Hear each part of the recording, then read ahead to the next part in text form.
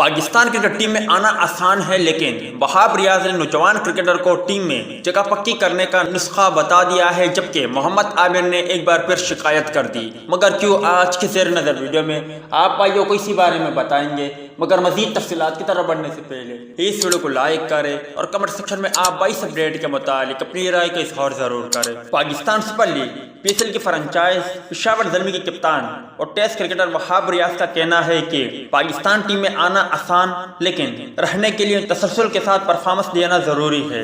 Shalimar ground میں press conference کرتے ہوئے وہاب ریاض کا کہنا تھا کہ دورہ ساؤتھ افریقہ اور زمبابوے کے لیے جن نوجوان فاسٹ بالر کو منتخب کیا گیا ہے ان کے پاس 10 فرسٹ کلاس میچز کا بھی تجربہ نہیں۔ ٹیسٹ کرکٹر نے کہا کہ PSL میں اس بار بھی کافی اچھا ٹیلنٹ نظر آیا۔ جب دوبارہ سے PSL شروع ہوگا تو کمبینیشن دوبارہ سے بنانا پڑے گا۔